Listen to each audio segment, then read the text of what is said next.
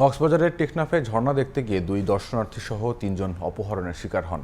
পরে মারধরের শিকার একজন পালিয়ে আসতে সক্ষম হন। ঘটনার পরপরই পুলিশ অভিযান শুরু করলেও এখনও অপহৃত দুজনকে উদ্ধার করা সম্ভব হয়নি। পুলিশ জানায়, শুক্রবার বিকেলে টেকনাফের নোয়াখালিয়া পাড়ার বাঘঘোনা ঝর্ণা দেখতে যান চট্টগ্রামের সাতকানিয়ার ফজলুল করিম রিয়াদ ও তার ভাই রিজওয়ান ও তাদের ব্যবসা প্রতিষ্ঠানের কর্মচারী রিদওয়ান। এ সময় মুখোশধারী 4 থেকে 5 জনের একদল দুর্বৃত্ত অস্ত্রের মুখে তাদের জিম্মি করে গহীন পাহাড়ে নিয়ে যায়। এ সময় রিয়াদকে মারধর করলেও কৌশলে পালিয়ে আসেন। ঘটনার পর পুলিশ তাৎক্ষণিক অভিযান শুরু করলেও বাকি দুজনকে উদ্ধার করা এখনো সম্ভব হয়নি।